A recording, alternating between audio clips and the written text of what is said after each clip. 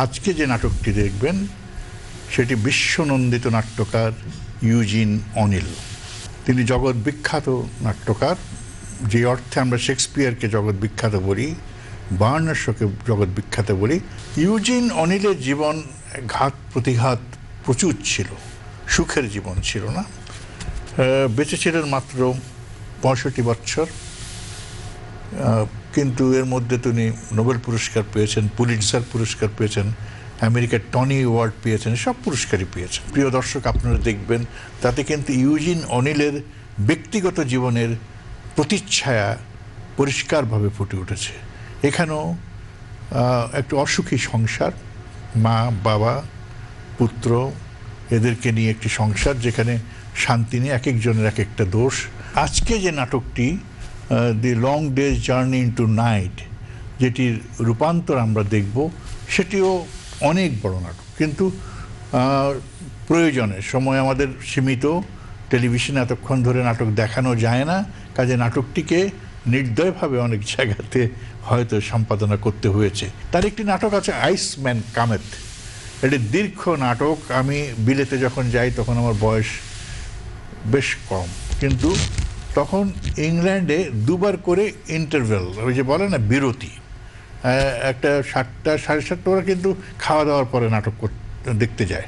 ওরা খুব তাড়াতাড়ি ডিনার সেরে ফেলে, তারপরে ৮:৩০ কি ৮:৫ একটা বিরতি দিল, তারপর রাত ১১টা পর্যন্ত চললো দি আইসম্যান কামেথ। এটিও কিন্তু একটি চমৎকার নাটক। আজকে সত্যি ভালো লাগছে যে ইউজিন অনিলকে আমরা যেভাবে শেক্সপিয়ারকে, যেভাবে বের্টোল্ট ব্রেস্টকে, যেভাবে স্যামুয়েল বেকেটকে আমাদের দেশে নানাভাবে তুলে ধরেছি, ইউজিন অনিলকে আমরা কিন্তু সেভাবে তুলে ধরিনি। একজন বিশ্বনন্দিত নাট্যকারের সাথে আমাদের দেশের নাটকের পরিচয় ঘটবে বাংলাদেশ টেলিভিশনের মাধ্যমে, বিশ্ব নাটকের মাধ্যমে। এটি আমাদের বড় তৃপ্তি।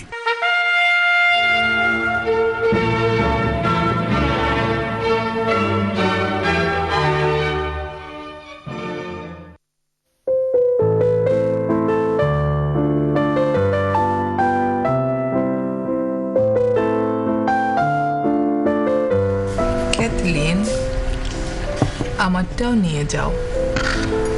আলমন্ড আর বুলিয়া কি উঠেছে? ৯টা তো বাজবে। উঠেছে ওরা? কখন? ওরা তো বললো আরেকবার চা খাবে।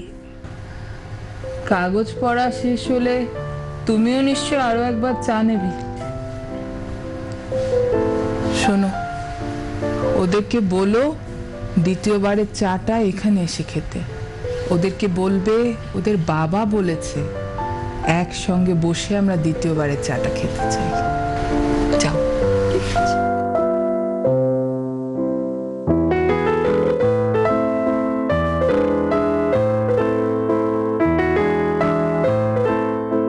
কাগজ থেকে মুখটা তোলো।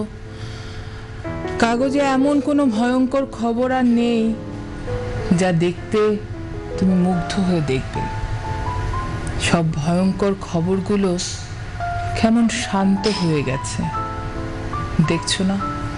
লোকজনের কোনো হেলদোল নেই।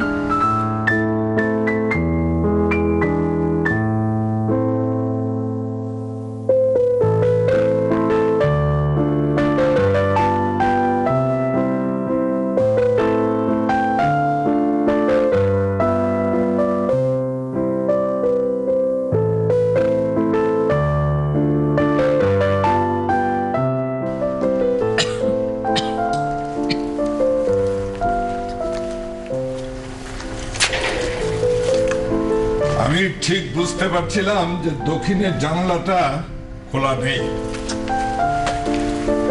বুঝলে মেরি? কদিন ধরে রোদ আর বৃষ্টির যে খেলা চলছে, তাতে করে একটা গুমোট আবহাওয়া চারিদিকে।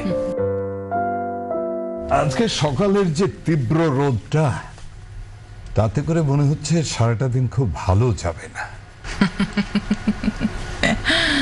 ভরসা না দিয়ে ভয় দেখাচ্ছ। তুমি তো বলো আমাদের অশান্তিগুলো সব শান্ত হয়ে গেছে। ভয় নিয়ে অভিনেতা জেমস টায়রনের স্যান্নালের একটা ডায়লগ আছে কিন্তু। হ্যাঁ, Cymbeline, fear no more. The heat of the sun, now the winter's furious rages.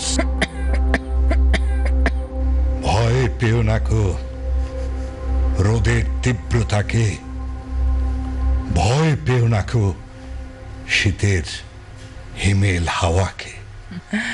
বহুবার শুনেছি, তবু এখনো শুনলে ভয় লাগে।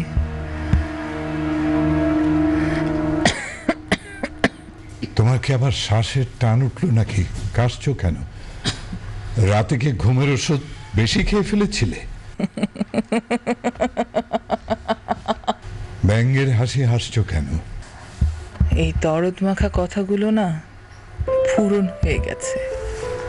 শোনো, আজকের বাইরের রৌদ্রটা যতই তীব্র হোক না কেন, আমাদের ঘরের এই রোববারের সকালটা তুমি কিন্তু গরম হতে দেবে না।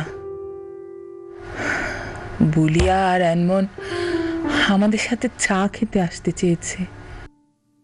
কতদিন পর বলো তো? মাঝে মাঝে তোমার কেন যে এরকম আশ্চর্য বায়ু ওঠে আমি বুঝতে পারি না। অবশ্য দাম্পত্যের প্রথম দিনই তোমার সঙ্গে শর্ত ছিল যে তুমি সামলাবে ঘর গেরস্থালি, আই মিন হোম মিনিস্ট্রি, আর আমি সামলাবো foreign ministry. Kathleen, Kathleen, Edmund ভাই আর বুড়ি আপু একটু পরেই চলে আসবে, 2-3 মিনিটের মধ্যে আসবে, দেরি হবে না। চা বসাই? হ্যাঁ, চা বসাও, কিন্তু আমি তো সকালবেলায় একবারের বেশি চা খাই না, আমার জন্য কফি। ঠিক আছে।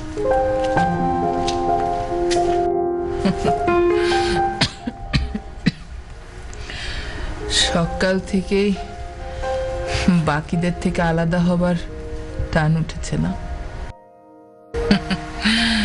তুমি আমার হাঁপানির টানের কথা জিজ্ঞেস করছিলে না?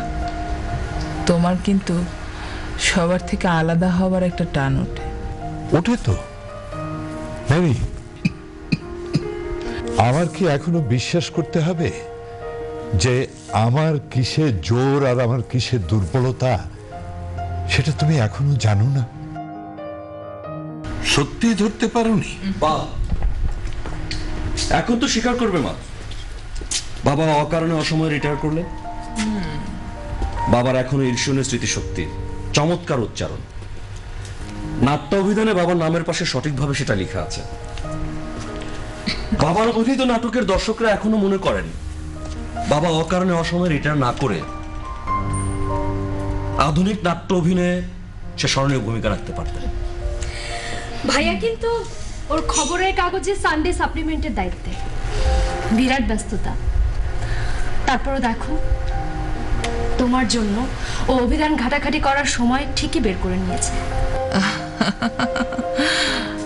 আমি তো এত জানতাম না আরমান যে তোমার সম্পর্কে এত পড়েছে। তুমি জানতে? খবরের কাগজে কাজ করলে কত ফালতু জিনিস যে জানতে হয়, ফালতু কাজ করতে হয়, ফালতু খবরও রাখতে হয়।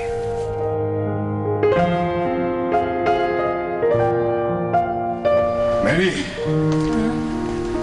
এই যে দেখো, আজকে যে আমি পত্রিকাটা পড়ছিলাম তার বিনোদন পাতার মূল খবরটি হচ্ছে নায়িকাদের ল্যাপটপের পটি সমস্যা।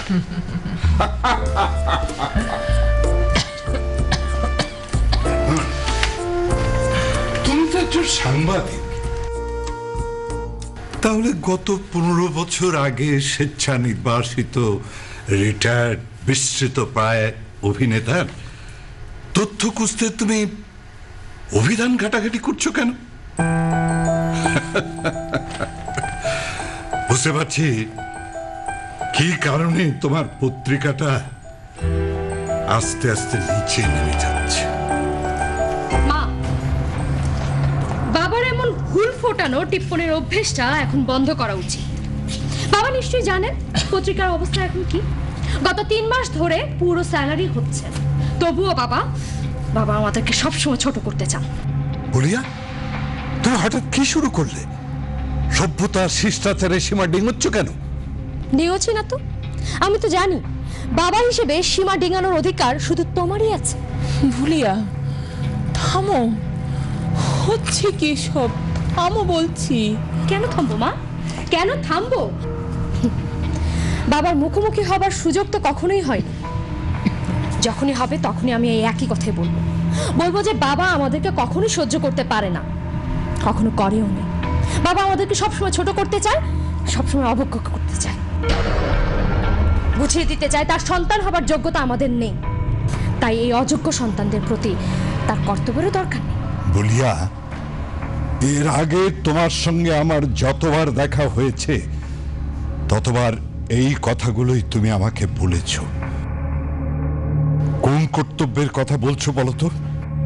আচ্ছা বাবা, আমার মধ্যে না হয় কিছু ছিল না, কিন্তু ভাইয়ার মধ্যে তো ছিল। কিন্তু তুমি তার জন্য কি করেছো? আমি তো সৃষ্টি ছাড়া একটা নির্বোধ এমন স্লেভ বাবার একটি মেয়ে, তাও নাচ গান অভিনয় পড়াশোনা কোনোটাতেই কিছু করতে পারিনি।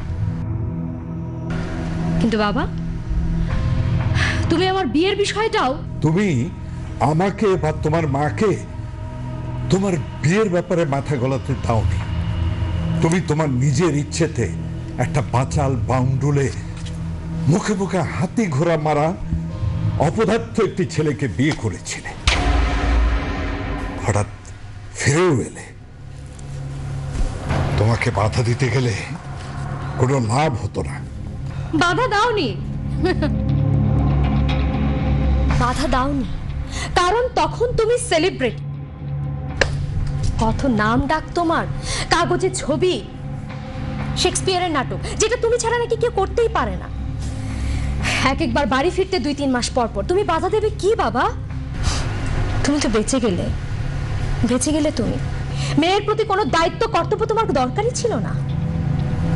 তোমার মেয়ে কিন্তু ভুল করে এমন একজনকে বিয়ে করলো যখন তাকে বিয়ে করার জন্য অনেক মেয়েই পাগল ছিল। তার কথার কি জাদু, স্বপ্ন দেখানোর জাদু। আর মায়ের হাতে একার সংসার। তুমিও বেঁচে গেলে বাবা, আর মাও বেঁচে গেল। ভুলিয়া থামো, হচ্ছে কি সব? থামো বলছি। Max Wheaton's chapter is closed and closed forever. ভাইয়া, ম্যাক্স কিন্তু অনেক বাচালতার মধ্যে একটা সত্যি কথা বলেছিল। তোমার বাবার শরীরে নীল রক্ত নেই, তারা আসলেই চাষার বংশ। ইস্টল্যান্ডের অনেক জমি চাষ করে বড়লোক হয়েছিল তোমার বাপ দাদারা। আর আমার বাবা অভিনয় করে একটু নামডাক হয়েছিল, কিন্তু সেটা নাকি অ্যাক্সিডেন্ট। বাবা কিন্তু কোনো বড় হাউসে তোর কথা বলতে পারতো, তাহলে তোর বড় একটা চাকরি হতো না, সে বলেনি। তাই তুই কি করছিস? তুই এখন নেশা করছিস, ছোট্ট একটা পত্রিকা অফিসে চাকরি করছিস। আর বাবা তোকে নিয়ে উপহাস করে তার পিতৃত্ব ফলাচ্ছে। বলিয়া বিশ্বাস করো, আমি এই সময়ের একটা ব্যাধিকে স্যাটারাইজ করতে চাইছিলাম। এই তো অল্প কিছুদিন আগে এই সময়ের এক বিখ্যাত থিয়েটার অভিনেতা মারা গেলেন। তার কাজ, তার আদর্শ, তার ফিলোসফি, এগুলো দিয়ে কোনো একটি পত্রিকা সামান্য একটু স্পেস দিল না। অথচ এই বড় বড় কাগজগুলোর 2 পাতা জুড়ে নায়িকাদের কুকুরের ব্যাখ্যা। ম্যারি, বিশ্বাস করো, এই সকালে চায়ের এই আসরে আমি আসলে একজনকে ব্যঙ্গ করতে চাইনি। আমি আসলে নিজেকে ব্যঙ্গ করছি। বলিয়া আমি আমার নিজেকে ব্যঙ্গ করছি। বাবা তুমি কিছু মনে করো না। বুলিয়া আজকাল হঠাৎ হঠাৎ সেন্টিমেন্টাল হয়ে যায়, আর তারপর এলোপাথারি মুখে যা আসে তাই বলতে থাকে। বাবা আমি আসলে কখনোই তোমার ব্যঙ্গাত্মক আচরণের টার্গেট হতে পারবো না। বাবা তোমার মনে পড়ে তোমার নাটকে বহুবার ব্যবহৃত একটি কবিতা প্রায় আমাদের শোনাতে, I strive with none as none is worth my strive. Anyway, বাবা তুমি বুলিয়ার কথা কিছু মনে করো না। হ্যাঁ আমি তো এমনই বিখ্যাত অভিনেতার মেয়ে আমি, কিন্তু আমি অভিনয় করতে জানি না। আর আমার মাঝে মাঝে মনে হয় আমি বিখ্যাত অভিনেতা জেমস টাইরনের মেয়ে কিনা সেটাই আমার সন্দেহ লাগে। সব অলক্ষণে কথা বলো না বুলিয়া, আমাদেরকে এখানে চা খেতে ডেকেছি। এসব অভিযোগ অনুযোগের জন্য সারাটা দিন তো পুড়েই আছে।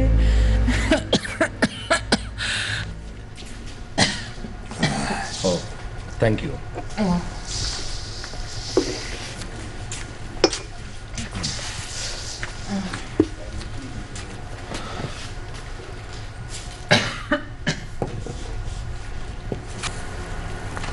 তুমি কি চা নেবে? রাতে আসলে ভালো ঘুম হয়নি। কোনো দুঃস্বপ্ন দেখেছ? অসুস্থ হ্যালুসিনেশন? বাবা কেন মাকে বারবার অসুস্থতার কথা মনে করে দিচ্ছ? আর তুমিও তো মাকে কোথাও নিয়ে ভালো বড় কোনো ডাক্তার দেখাওনি, কোনো চিকিৎসা করাওনি। মার নার্ভের অসুখটা এখনো ঠিক হয়নি। বারবার মা এই বুলিয়া কিছু বল না। মা মাঝরাতে একা একা ফাঁকা ঘরে আলো জ্বালিয়ে বসেছিল, সারা রাত ঘুমায়নি। হয়তো ভয়ঙ্কর কিছু একটা। আবার কি দেখেছ? না না ওরকম কিছু না, ঠিক হয়ে যাবে। এই ফ্যামিলিতে পুরনো কোনো কিছুই পাল্টানো সম্ভব না। পুরনো রোগ, পুরনো জীবনযাত্রা, পুরনো চিকিৎসা পদ্ধতি, পুরনো জানালা দরজা ফার্নিচার সব আগের মতো। কেউ জানে না কত আগের মতো। মা শোনো, তুমি একটা কাজ করো, এখন অন্তত পুরনো দিনের অভ্যেসটুকু বদলে নাও। এই যে দিনের পর দিন মাসের পর মাস ভোরবেলা উঠে বাবার সঙ্গে চা ব্রেকফাস্ট, জোর করে বিছানা থেকে উঠে বাবাকে সঙ্গ দেয়া, অথচ অক্টোবর মাসে সকালের হাওয়ায় রোদে জল মিশে থাকে। আমি বলি কি, নিজের শরীরের দিকে একটু তাকাও, একটু পরে বিছানা থেকে ওঠো। বাবা তোমার কি মনে হয় না মার আর একটু পরে বিছানা ছাড়া উচিত? অবশ্যই উচিত, কিন্তু তুমিও জানো আমিও জানি যে এটা আসলে অভ্যেস। তোমার মা ওই ক্যাথলিনদের ওপর সংসারের সমস্ত ভার ছেড়ে দিতে চায় না। মা ভালো করেই জানে এই বাড়িতে ছাড়া যায়ও না।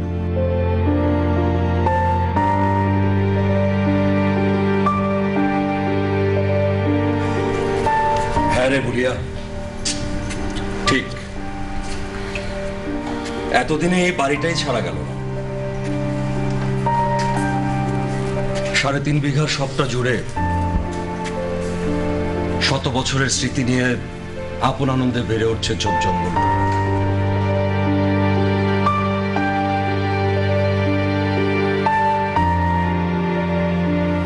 এখানে 3-4খানা ঘর ছাড়া এত বড় বাড়ির এতগুলো ঘর সবগুলো ব্যবহারের অনুপযুক্ত। ওয়েস্টল্যান্ডের টাইরানদের নামী বংশের দামি আভিজাত্যের বিজ্ঞাপন হতে দাঁড়িয়ে আছে এই রুগ্ন বাড়িটি। অন্য 5টা বাড়ি থেকে দেয়াল দিয়ে আলাদা করা রংচটা প্রাক্তন অভিনেতার পরিবার। এখানে এমন সব এন্টিক আকর্ষণ আছে যে আকর্ষণ ছেড়ে শহরের স্বাস্থ্যকর আধুনিক জীবনযাপনে আগ্রহ প্রকাশ করা জঘন্য এক অপরাধ এবং সেটা নিষিদ্ধ। বাহ, চমৎকার।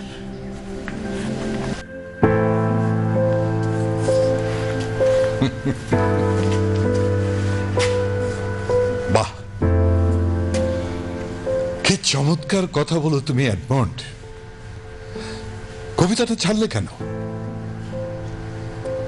অবশ্য তোমার এইরকম কথার ফুলঝুরি তুমি এর আগেও বহুবার বহুভাবে আমার কাছে ছড়িয়েছ। তোমার কথা তোরে বিখ্যাত আবাসন কোম্পানির লোকজন আমার কাছে আসতে সাহস পেয়েছে। তাদের গায়ে সোদামাটির কোনো গন্ধ ছিল না, তাদের গায়ে ছিল শহরে বডি স্প্রে, তাদের মুখে ছিল একটা বেঁকে হাসি। কথার ফুলছুরি দিয়ে আমার চারপাশে যেন আলো ছড়িয়ে যাচ্ছিল। তাদের সেই টাকা আর কথার ফুলছুরির ম্যাগনেটিক আকর্ষণ এখন আমি ভুলিনি। কি সব নাম, নবদিগন্ত, নব আশা, নবালয়, এমনকি আমার আর মেরিন নামের অধ্যক্ষর দিয়ে JM প্লাজা। এই পুরনো বাড়িটা ভেঙে দুমড়ে মুচড়ে এখানে আধুনিক স্থাপত্য শৈলীর এক নিদর্শন তৈরি করবেন তারা। আমি অবশ্য তাদেরকে নিরাশ করিনি, তাদেরকে বলেছি আরো কিছুটা দিন অপেক্ষা করার জন্যে।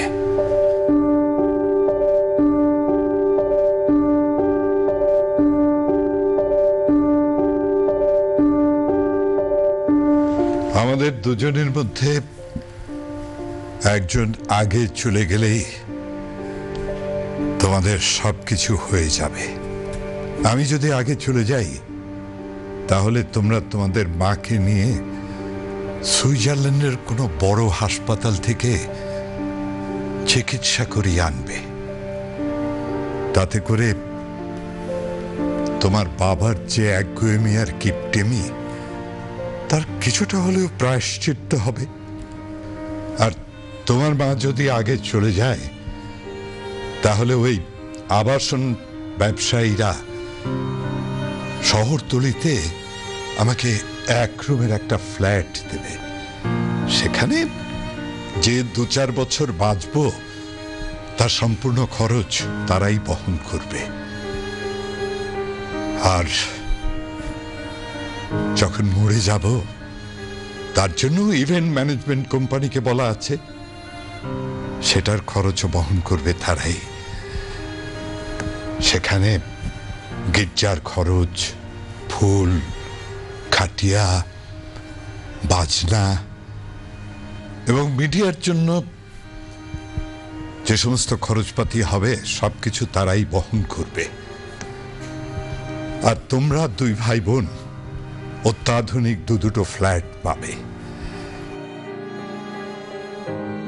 সেই সঙ্গে 1 গাদা হার্ড ক্যাশ। তাহলে এই পুরনো বাড়ির বিশাল রঙ্গমঞ্চ থেকে আমি এক্সিট নিই। কেন বলছো, কেন বলছো এভাবে? আমি তো এখনো তোমার সাথেই আছি।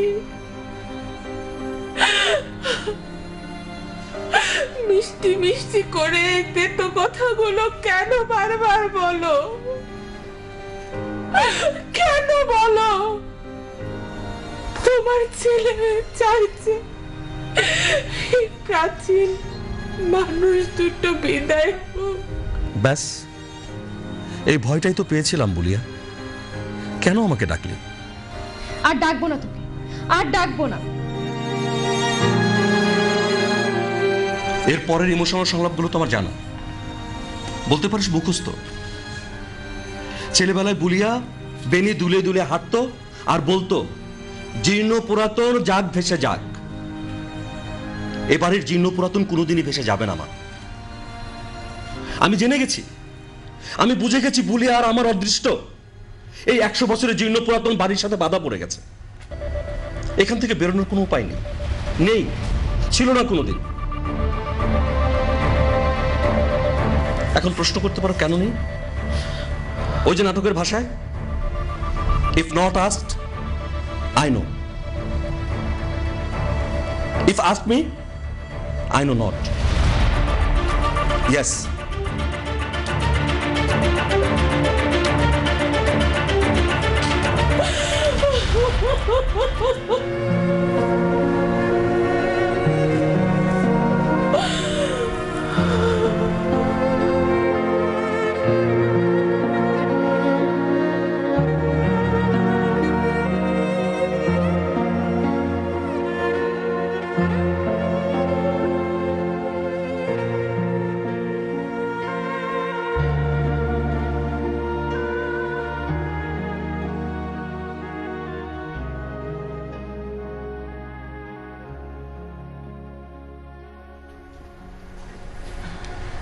পোর্টিকোয় বসে বই পড়ছিলাম, তখন শুনলাম উপরতলায় এডমুন্ড আর বুলিয়া হইচই করছে। তুমি কি পুরনো বাড়ির ভাঙা দেয়ালে চুনকাম করে এলে? আর এমন নতুন কি বলো? জানোই তো ওরা অসংখ্য অভিযোগ অনুযোগ নিয়ে আমাদের সঙ্গে আছে। কেন আছে? চলে যাবার বোধহয় রাস্তাটা এখনো খোলেনি।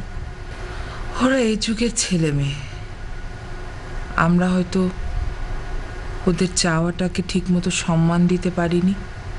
কিন্তু ব্যারি, আমি তো ওদের বারবার বলেছি। না, বলে লাভ নেই। ওরা আমাদের সামনে আসতে চায় না, অথবা আমরা ওদের মুখোমুখি হতে চাই না। বাধ্যতার বা সম্পর্কের একটা মৃতদেহকে আমরা দুপক্ষই টেনে নিয়ে বেড়াচ্ছি। কে আগে প্রকাশ করবে সেই অপেক্ষায় আছি। ঈশ্বর নীরবে মজা দেখছেন। বাহ, তুমি তো একেবারে ধর্মীয় গুরুমাতার মতো কথা বলছো। তুমি আসলে বিয়ে শাদী না করলেও পারতে। তোমার বাবাও চাইছিলেন যে মামরা মেয়েটা বিশ্ববিদ্যালয়ের পাঠ চুকিয়ে একটা বড় গির্জার দায়িত্ব নিক তোমার বাবার মতো। কিন্তু না, তুমি সে পথে না গিয়ে বিয়ে করলে। তোমার মধ্যে সব লক্ষণই তো ছিল মেরি। কি হলো বলো তো? বিশ্ববিদ্যালয় সোশ্যালে সেদিন চৈত্র মাস, তোমার চোখে দেখেছিলাম আমার সর্বনাশ।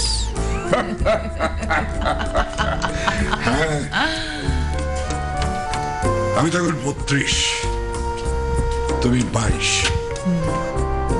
কিং লিয়ারের ভাষাতেই বললাম, এসো এসো এই অন্ধকারায় আমরা দুজন একসাথে গাই, পাখিরা যেমন গায়ে খাঁচায়। Come, come, let's away to prison. We two alone will sing like birds in the caves. নাটক থাক, বসো। ইস্টার্ন থেকে লোক এসেছিল, পুকুরের মাছ দিয়ে গেছে। বলল এবার নাকি ফসল খুব একটা ভালো হয়নি, তোমাকে একবার যেয়ে দেখে আসতে বলেছে। একটু গেলেও তো পারো, ওই জমি জমাগুলোর উপরেই তো আমাদের সংসারটা চলছে। কি লাভ? বর্গাদাররা আমাদের ঠকাবে না, ওরা সৎ, অন্তত আমার ছেলে মেয়েদের মতো না। কেন বলছো এসব? অভিনয়কে ভালোবেসে বাইরে যে সময় দিয়েছো তাতে তুমি সংসারে মনোযোগী হতে পারোনি, সংসারকে ভালোবাসতে পারোনি। সেই জায়গায় দাঁড়িয়ে সন্তানদের কিভাবে তুমি অসৎ বলো? পিতার দায়িত্ব কর্তব্যের জায়গাও তো তুমি সৎ থাকতে পারোনি।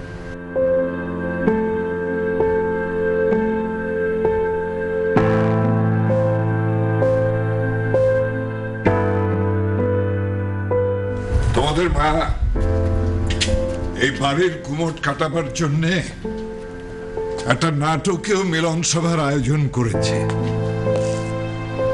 তোমরাও তাতে মদত দিয়েছ। আর আমি আমার জীবনের এই শেষ বিকেলে সর্বংসহা ধরিত্রীর মতো তোমাদের মাকে সর্বকাজে আমি উৎসাহ দেওয়ার চেষ্টা করেছি, কিন্তু তোমরা এবং তোমাদের মা এই কথাটা বিশ্বাস করো যে আমি পিতা হিসেবে তোমাদের উপর যে দায়িত্ব কর্তব্য সেটা হয়তো আমি পালন করতে পারিনি। আমিও কিছুটা সহমত পোষণ করি। এটা কি হচ্ছে মা? তুমি নাকি কনফেশন তত্ত্বে বিশ্বাস করো? ঠিকঠাক মতো কনফেস করলে সব পাপ ধুয়ে যায়। তুমি বাবাকে দিয়ে তোমার অসুস্থতার সুযোগ নিয়ে তাই করাচ্ছ। আরে বাবার এসব কথা তো জেনুইন নাও হতে পারে, তাই না? দুনিয়া জানে ভাইয়া বাবা কতটা দাম্ভিক। কোনো অবস্থাতে কারো কাছে সে মাথা নোয়াতে পারে না। আর তুমি জোর করে তাকে দিয়ে কনফেস করাচ্ছ কারণ তুমি অসুস্থ। একটা সিম্প্যাথেটিক গ্রাউন্ড তৈরি করে তুমি জোর করে কনফেশন তৈরি করছো। না বলে আর না, আমি তা করিনি। তোমার বাবাকে একটু আগে আমি ভৎসনা করেছি, এখন সে তা ফেরত দিচ্ছে। আমরা দুজনেই আলোচনা করে ঠিক করেছিলাম তোমরা যা বলবে, তোমরা যা চাও তাই হবে। আমাদের বাবা মা হিসেবে কিছু কথা বলার আছে, দরকার হলে নিজেদেরকে সংশোধন করবার আছে। তোমাদের বাবা দাম্ভিক নন,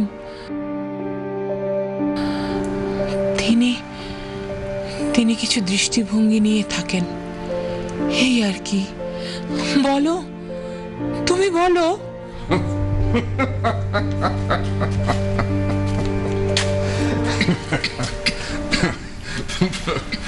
বুঝতেই পারছো আমাদের রিহার্সালটা ততটা ভালো হয়নি। যাই হোক, আমি এবং তোমাদের মা এই বাড়িটা আগলে রেখে খুব ভালো কাজ করিনি। এখন থেকে এটা নিয়ে সিরিয়াসলি ভাববো। হ্যাঁ, ভাববো, কিন্তু বলিয়া তোমার কথা পরে ভাববো, এডমন্ডের কথা আগে। কারণ ওর প্রতি আমি ইনজাস্টিস করেছি। এডমন্ডের ট্যালেন্ট আছে, ওর লেখাও ভালো। আমার যখন প্রবল খ্যাতি, প্রতিপত্তি, জনপ্রিয়তা, তখন আমি হয়তো অনেককে অনেক কিছুই বলতে পারতাম, কিন্তু আমার সবসময় মনে হয়েছে ওর যা ট্যালেন্ট আছে সেটা যদি ও কাজে লাগায় বা কাজে লাগাতে পারে, আমি শুধু তখন ওকে উৎসাহ জুগিয়ে যাব। That's all. ওকে, বিয়ের কথা বলো। He will be more responsible. ও কবে বিয়ে করতে চায়? তোমরা নিশ্চয়ই জানো মিডওয়ের অঙ্গিরা আপুর সাথে ভাইয়ার একটা সম্পর্ক আছে। বেশ, তো তাহলে ওই অঙ্গিরার বাবা মা বা গার্জিয়ান কে আছে আমরা তো জানি না, তাদের সঙ্গে আমরা কথা বলি। বাবা এত সুন্দর একটা প্রস্তাব দিয়েছেন।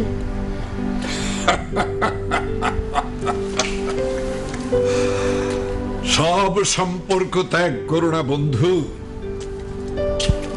যদি কোনো সম্পর্ক নাই থাকে, অন্তত শত্রুতার সম্পর্ক থাকুক। শোন, তুই বিয়ে কর। আরে তোর জীবনে একজন সাচ্চা মানুষ আসুক। এতদিন তো মুখ ফুটে বলিনি, এখন বলছি তুই বিয়ে কর। কাকে? কেন? ভুলিয়ে যে বললো অঙ্গিরাকে। না,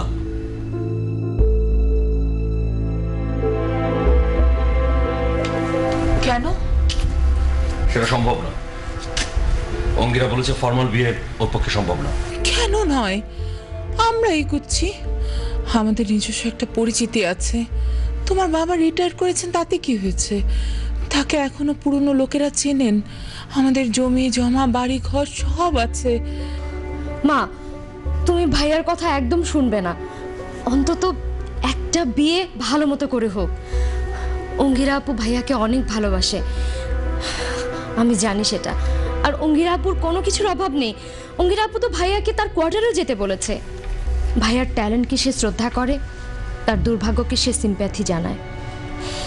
আমি জানি অঙ্গিরা আপুকে বিয়ে করলে ভাইয়া এমন থাকবে না, সে অনেক সুখী হবে, অবশ্যই সুখী হবে। না বলিয়া, এখানে সুখী হওয়ার বা বিয়ের কোনো স্কোপ নেই।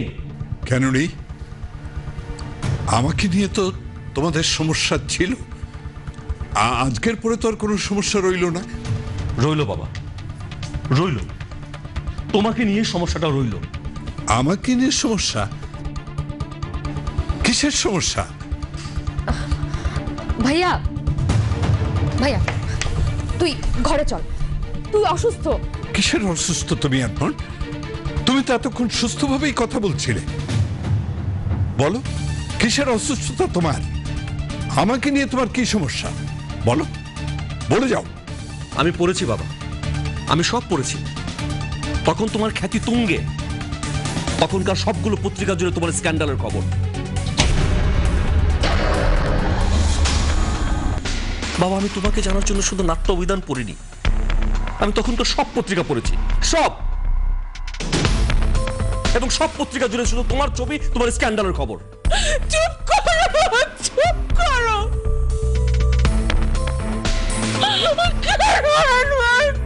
চুপ করো। মা, তোমাকে বলছি, তুমি কেন আমাকে কিছু বলনি? তুমি তো আমার কানের কাছে এসে ফিস ফিস করে চুপি চুপি বলতে পারতে। কি বলিনি আমি তোমাকে? কি বলিনি?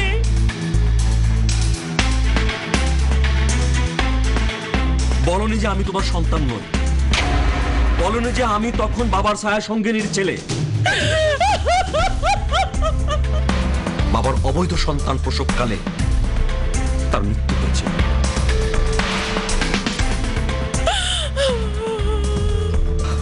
আর সেই সদ্যজাত সন্তানকে তোমার কোলে তুলে দিয়ে বাবা বলেছিল, দেখো মেরি, আমি খুব ব্যস্ত, আমার ক্যারিয়ার এখন তুঙ্গে, আমাকে নানা জায়গায় যেতে হয়, নানা জনের সাথে মিশতে হয়, সো আমি একটি সম্পর্কে জড়িয়েছি, এটা তুমি মেনে নাও। এবং তুমি মেনে নিয়েছিলে। তুমি অনেক কেঁদেছিলে। কেন নিয়েছিলে মেনে মা? আর তখনকার পত্রিকায় নাম প্রকাশ না করে তৎকালীন বিখ্যাত মঞ্চনায়কের স্ক্যান্ডাল ছাপা হয়েছিল।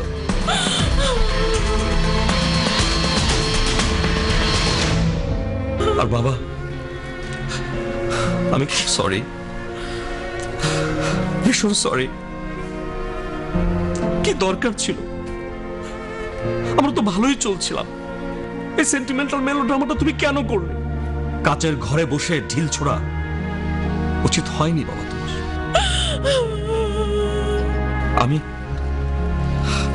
আমি একটু রেস্ট নিয়ে এসছি, লাঞ্চ অ্যাজ ইউজুয়াল পাবে। ভাইয়া, আমি মানি না ভাইয়া, আমি মানি না। তুই আমার ভাই, তুই আমার ভাই।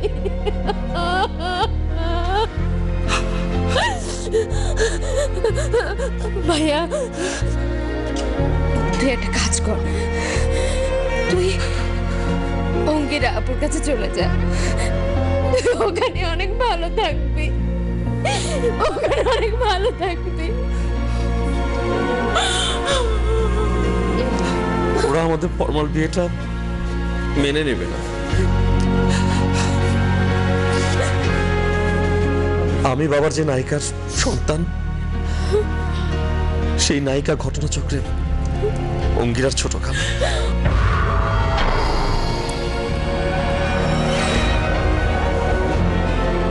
আমি আসছি, একসঙ্গে লাঞ্চ করব।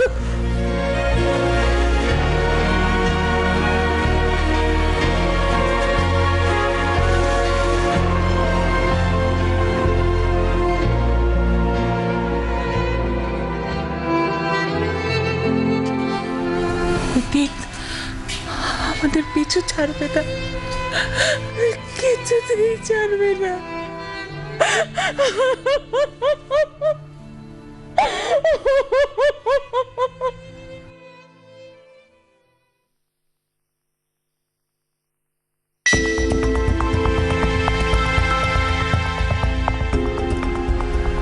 তুমি এত রাতে এখানে?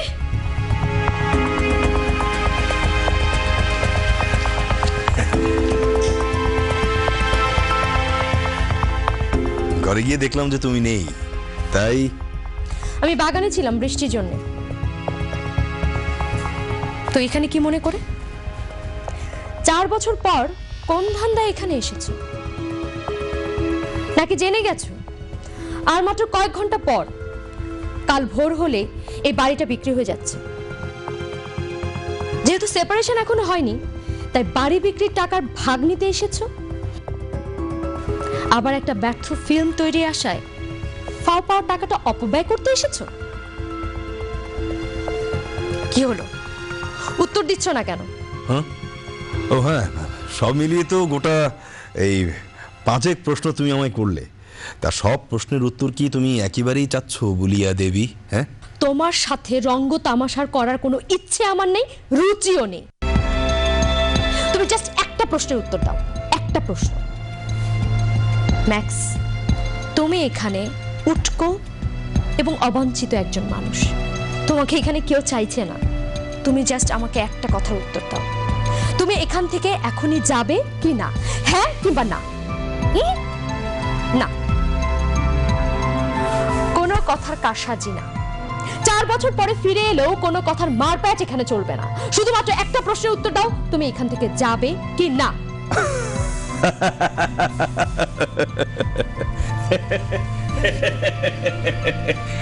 বুলিয়া, এই সব প্রশ্নের উত্তর তো হ্যাঁ কিংবা না দিয়ে হয় না। তুমি শুধু এই একটা প্রশ্নের উত্তর দাও, তুমি এখান থেকে যাবে কি না? হ্যাঁ কিংবা না? তার আগে তুমি আমার একটা প্রশ্নের সহজ উত্তর দাও। সেই উত্তরটা অবশ্য হতে হবে যে হ্যাঁ কিংবা না দিয়ে। আচ্ছা বলো তো, তুমি কি আগের মতন করে তোমার বাবা মার সামনে পাইপ খাও? একদম বাজে কথা বলবে না। আমি কখনো স্মোক করিনি, করি না। হয়নি, উত্তরটা হয়নি। উত্তরটা হবে হ্যাঁ কিংবা না। আবার তুমি কি তোমার বাবা মার সামনে আগের মতন করে পাইপ খাও? খবরদার, আমি কিন্তু চেঁচিয়ে সবাইকে ডাকবো।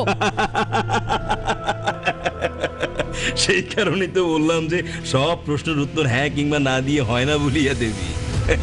যাও যাও, তুমি তোমার মাকে ডাকতে চাও তো যাও, ডেকে নিয়ে আসো, যাও। অবশ্য প্রথমত আমরা দুজনে সেপারেটেড নই, আর দ্বিতীয়ত তোমার মায়ের ফোন পেয়ে আমি এখানটাতে এসেছি, অবশ্য 4 বছর পর প্রথম। দেখলে তো, তোমার এই বাড়িতে নিশ্চিন্তে প্রবেশ করবার জন্য দুটো স্ট্রং লিগ্যাল লজিক আমি কেমন করে দাঁড় করিয়ে দিলাম। যাও, এবার তুমি তোমার মাকে ডেকে নিয়ে আসো, আমার ব্যাপারটাকে ভেরিফাইড করার চেষ্টা করো। আমি বুঝতে পারছি মার সামনে সন্ধেবেলায় অনেক সফট হয়ে পড়েছিলাম। প্রথম থেকে জোরে চেঁচিয়ে কথা বলিনি, তাই মা হয়তো বা ভুল করে এসব অদ্ভুত গল্পগুলো ভেবেছে। আরে আমিও তো একটা অদ্ভুত রকমের ভুল করে বসে আছি। আমি তো ভুলে গিয়েছিলাম যে তুমি মানে হচ্ছে একটা চিৎকার চেঁচামেচি করে কথা বলা, তুমি মানে হচ্ছে গিয়ে একটা লাউড অ্যান্সার, তুমি মানে হচ্ছে একটা কুৎসিত বিভৎস ঝগড়াটে মুখ। অবশ্য ওই মুখ দেখি আমি প্রেমে পড়ে গিয়েছিলাম। আমি ভেবেছিলাম যে কোনো একটা সফিস্টিকেটেড মেয়ে আমার বেহিসাবি অ্যাম্বিশনকে ঠিক সামলাতে পারবে না। কেউ যদি পেরে থাকে সে হচ্ছে গিয়ে তুমি। আমি ভেবেছিলাম যে তোমার সঙ্গে আমার শেষ বোঝাপড়াটা সম্ভব, তাই তো আন্টির ফোন পেয়ে আমি আসলে তোমার সাথে কখনোই বোঝাপড়া সম্ভব না, তোমাকে কিছু বোঝারই নেই। আমার মা তো জানে না যে তুমি কতটুকু অসহ্য একটা মানুষ।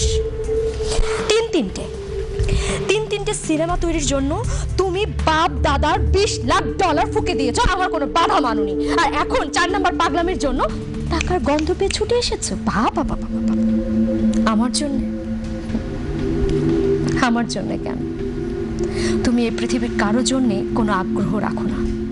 তুমি একটা মূর্তিমান ফেইলার, ব্যর্থ একজন মানুষ। যে চেষ্টাই করেনি তার আবার ব্যর্থতা, তা আবার ফেইলার। হ্যাঁ, সবই তো তোমার মতো, ওই যে ঘড়ির পেন্ডুলামের মতো। আমৃত্যু একই ট্র্যাকে তাদের যাওয়া, একই ট্র্যাকে তাদের আসা। বলিয়া, the only people who never fail are those who never try. একদম বাজে বকবে না, একদম বাজে কথা বলবে না। মা ভুল করে তোমাকে ফোন দিয়েছিল, এ কারণে আমি সরি। মার তরফ থেকে আমি তোমাকে সরি বলছি।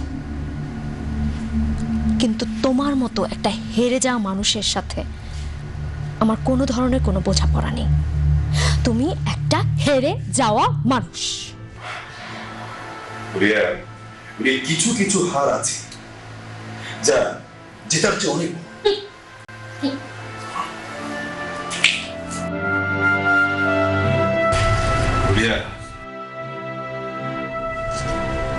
আবার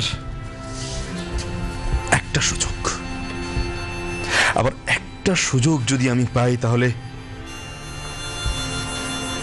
এই ভাঙাচোরা বাড়িটা নিয়ে আমি একটা ফিল্ম বানিয়ে ফেলবো। অকল্যান্ডের সেই মানুষটাকে নিয়ে আমি একটা আস্ত ছবি বানিয়ে ফেলবো, যে মানুষটা মাত্র 59 বছরের পরমায়ু নিয়ে অসাধারণ সব লিখে ফেলেছে। অসাধারণ জীবনে হাঁটতে হাঁটতে, ব্যর্থ হতে হতে, ক্লান্ত হতে হতে, জেলখানায় বসে বসে, কিংবা অকল্যান্ডের একটা ভাঙা ঘরের ভিতরে খুপড়ির মতন বসে বসে লিখে ফেলেছেন এ ম্যান ফর সলিডারিটি।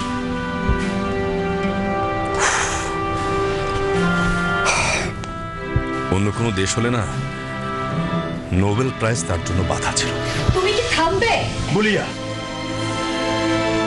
বাইরের লোকের মতো ঘরের লোক সবসময় তাকে বলেছে তুমি ব্যর্থ, ঘরের লোক সবসময় তাকে বলেছে তুমি ফেলিয়ার, ঘরের লোক সবসময় তাকে বলেছে তুমি দিকভ্রান্ত। আর তারই প্রতিবাদে 1966 সালে সারা রাত জেগে তিনি লিখে ফেলেন এক অসাধারণ গল্প, দিকভ্রান্ত।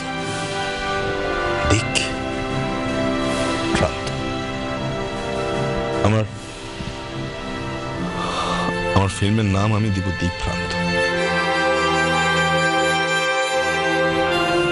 মিনেসোটার 7 পুরুষের কমলালেবুর বাগান বিক্রি করে আমার বন্ধু হামান আমার জন্য টাকা নিয়ে আসবে। আমি যদি একবার বলতে পারি যে আমি পেয়ে গেছি জীবন নিয়ে ফিল্ম নির্মাণ করবার মতো একটা হীরক খণ্ড, আমি পেয়ে গেছি। মা, তুমি দেখে যাও তুমি কি করেছো। মা,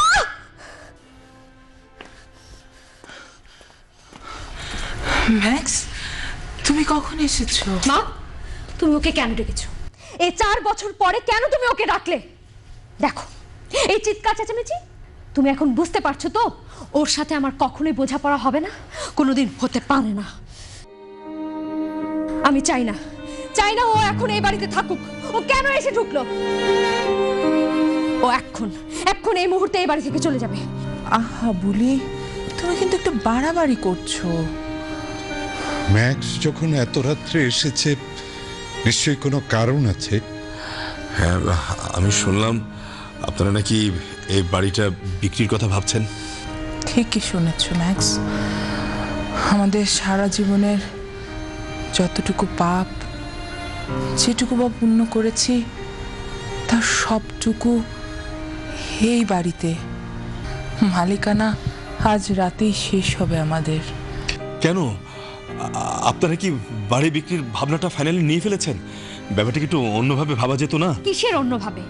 আমার কথার মারপ্যাচ, হ্যাঁ? তুমি উঠতো একটা মানুষ এসে ভালো ভালো কথা বলে শেষ পর্যন্ত বাড়ি বিক্রির টাকার উপরে ঝাঁপাবে তো? আর কি যেন নাম বললে? কি যেন সিনেমা? দেখ ভ্রান্ত। মা, ওকে তুমি কেন ডেকে আনলে? Shut up! Just shut up!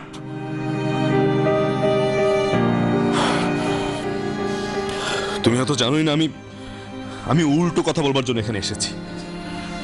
আপনারা প্লিজ বাড়িটা বিক্রি করবেন না। বাবা বাবা বাবা, পাল্টি খাচ্ছ? একটা মুহূর্তের মধ্যে পাল্টি খাচ্ছ? নতুন কোনো ধান্দা বুঝি? হ্যাঁ, শোনো ম্যাক্স, এই বাড়িতে এই যে জরাজীর্ণ বাড়ি দেখছো, আমরা থাকতে পারছি না। আমি আর ভাইয়া থাকতে পারছি না। ভাইয়ার জীবন একদম সর্বনাশ হয়ে গেছে। আমি আর ভাইয়া অনেক কষ্ট করে বাবাকে বুঝিয়েছি। বাবা যদিও রাজি হচ্ছিল না, কিন্তু শেষ পর্যন্ত রাজি হয়েছেন। এবং বাবা যে হঠাৎ করে কাল সকালেই... rubbish, this is all rubbish. এই, পাল্টাতে চাও তো? জীবনটা পাল্টাতে চাও তো? পাল্টিয়ে ফেলো।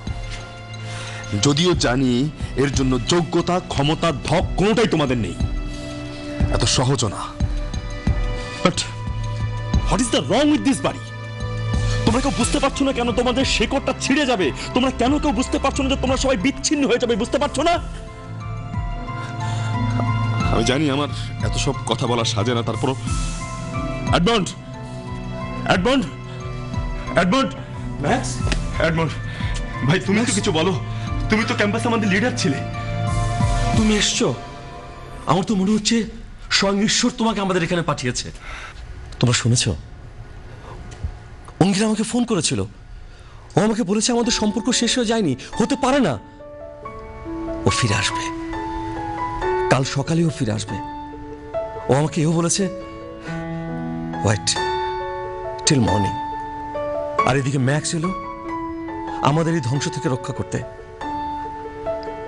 কি করবে তোমরা? Wait till the morning. Angira কি চমৎকার কথা বলেছে। There is a new morning. প্রতিদিনই রাতের শেষে একটা প্রচন্ড সুন্দর ভোর আসে। ম্যাক্সের কথাও তো আমাদের মনে রাখতে হবে। আমরা কেন বা এডমন্ড আর পুলেরার কথায় আমাদের বাড়ি আবাসন কোম্পানির কাছে দিয়ে দেব? আমাদের এতকালের পুরনো একটা বাড়ি, আমরা প্রায় 4 পুরুষ ধরে এখানে বসবাস করছি। এটা কেন আবাসন ব্যবসায়ীর হাতে দিয়ে দেব? নাও, প্রসপরার মতো একটা নতুন ওয়ার্ল্ড খোঁজার ক্ষমতা হয়তো আমাদের নেই, কিন্তু একটা নতুন ভোরের জন্য তো আমরা অপেক্ষা করতে পারি। সেই ভোরটা আসছে। হ্যাঁ, অঙ্গিরা ভোর হবার আগেই আসবে বলেছে। হ্যাঁ, ও আসবে আমাদের এখানে। আনমন, আমার মনে হয় অঙ্গিরাই তোমার জীবনের সত্য, বাস্তব। হয়তো আমিও তোমার জীবনের বাস্তব। মা, হ্যাঁ আনমন, ভুলিয়া ম্যাক্স তো আমাদের ভালো করবার জন্যই এত রাতে ছুটে এসেছে। মেরি, অন্ধকারের মধ্যে দিয়ে তো সত্যের ইশারা। Instrument of darkness tells us the truth and you must follow as the night follows the day. একটা নতুন ভোর, একটা নতুন সকাল আসছে। তুমি না একটু আগে আমি বলছিলে যেতে তো পারি, কিন্তু কেন যাব? ভাবছি তো ঘুরে দাঁড়ানোই ভালো। কখনো তোমাকে তোমার মতো করে ভাবিনি। এখনো রাতের অন্ধকারে খোলা আকাশের নিচে ওই চাঁদ আমায় ডাকে, আয় আয় আয়। এখনো গঙ্গার তীরের ঘুমন্ত শ্মশানের চিতাকাঠ আমাকে বলে, আয় আয় আয়, আমার বুকে আয়।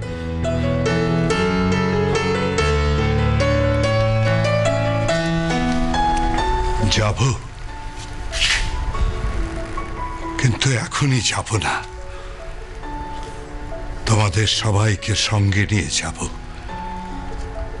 একাকী যাব না এই অসময়ে।